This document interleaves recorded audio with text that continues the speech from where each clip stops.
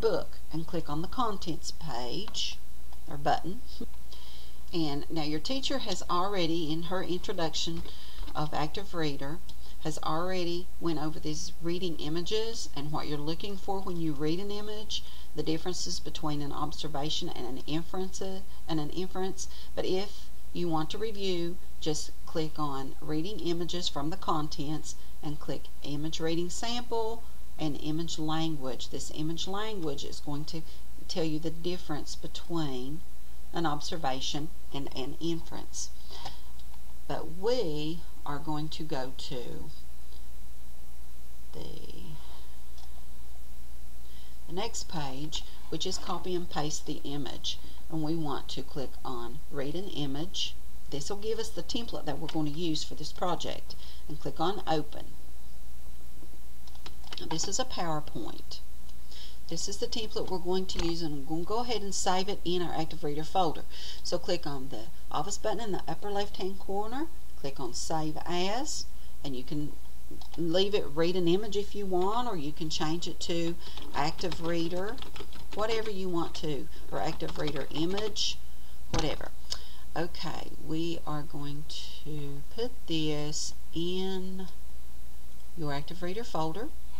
So find your file space or your flash drive, and we're going to save it as a PowerPoint presentation. Now, find my folder, double click it, open it up, double click my Active Reader folder and open it up. Now remember, you don't save anything until Active Reader is up here in the top. Then click Save. Now, if I have to leave in a hurry, I can just close this, click Yes, and I'm good to go. Now this is the template we're going to use, and I need an image right here on this page. So I will minimize this down to my taskbar, open another internet window, and go to google.com. And we'll click on Images. And after I click on Images, I'll just type in my search bar what I want to find. And I'm going to look for a mongoose cobra fight. So that's what Rikki Tikki Tavi is all about. You can find the graphic that you want. I'm going to use this cartoon one. You can use a realistic one if you want. Then I will right click on the picture that I chose, click Copy. Down on your taskbar, I want you to click Microsoft PowerPoint, open it back up, right click and paste on the first slide. Okay, with a 4-headed arrow you can reposition the picture, and with a 2-headed arrow in the corner you can drag it and resize it.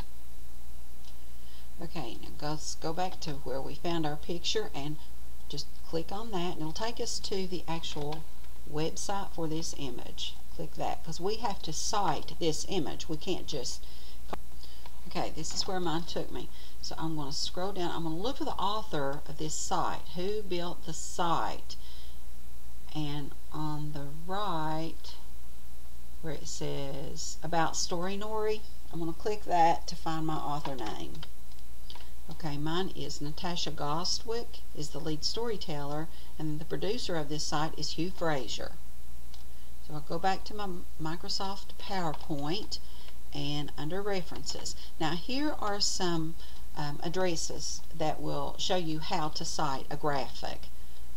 But I'm just going to lead you through that here. Okay, I put the last name of the guy who made the site, comma, his first name, period, space. Then I put a quote, Rikki Tikki Tavi, period, quote, because that's the title of my graphic, the title of the page that I got my graphic from. And then the name of the picture is Cobra and Mongoose. I got it from Storynori. And put the date, and then you put a bracket. Wait, that kind of bracket. Then go back to your site. Click one time on the address where you got your picture from. See, this is where I got my picture, right here. Click one time, make it blue, right click, click copy, and go back to PowerPoint, right click, and paste. And then put my last bracket, a period, and that's how you cite a graphic. And I've listed the instructions here underneath my citing. for you to go by to cite your graphic. If there's any of this information that is not on your website, then just leave that part out. Okay, now we have to put some observations and inferences on our graphic, on our photo. So go back to slide 1, click on the Insert tab, and in the text group, click on Text Box. Now see, it turns yellow or orange when we choose that tool. Click and drag, make a text box near what it is you're going to make an observation about. Now, an observation is a literal observation of the photo. Okay, my observation of this cobra is, okay, this cobra has its head raised. Now I can see that. My inference would be why I think he has his head raised. But we have to, we're going to format our text box now. So after you type that, I want you to get the four-headed arrow, put your mouse on your text box, and right-click, go to Format Shape.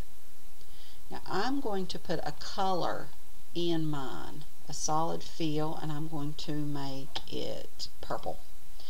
Now I want it to be 70% transparent. Now if I don't get it right on 70, that's fine. It could be 68, 69, whatever.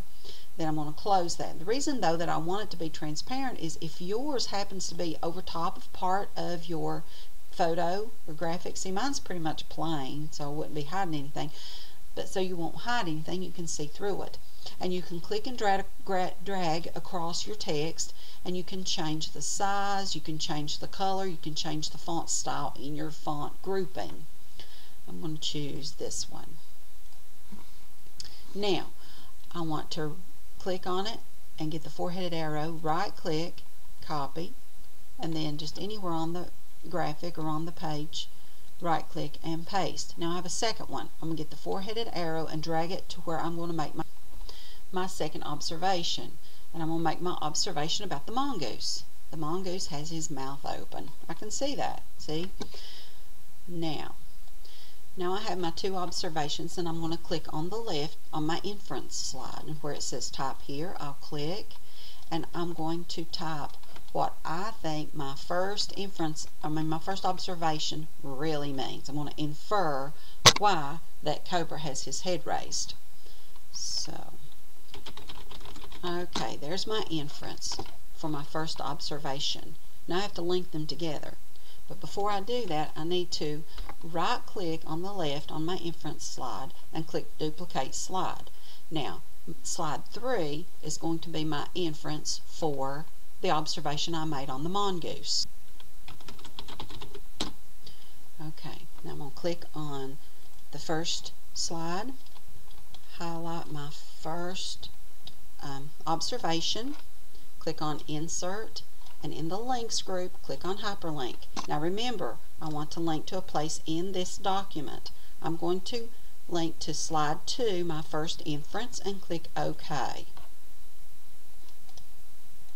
Now I'm going to go to the slide that I just linked to, slide 2, and I'm going to put a back button. So make sure you click on the Insert tab, and in the Illustrations group, click the down arrow under Shapes. At the main bottom, the very first one is a back button. So we can click that. Now once you choose that, you click and drag, make yourself a back button on. Okay, now we're going to put a back button on here. So on the Insert tab, Shapes, go down to the bottom here. We're going to click the first one, back or previous, click and drag. Now we have a dialog box, Hyperlink to. We want it to hyperlink to the first slide. Click first slide and OK. Good job. Now let's go back to slide 1. Click and drag across what you observed about the mongoose. Make sure you're on the Insert tab, Links group, click Hyperlink. This time we want to hyperlink to slide 3 because that's where the inference for the mongoose is, and click OK. Then go to slide 3, Insert, Shapes, a back button.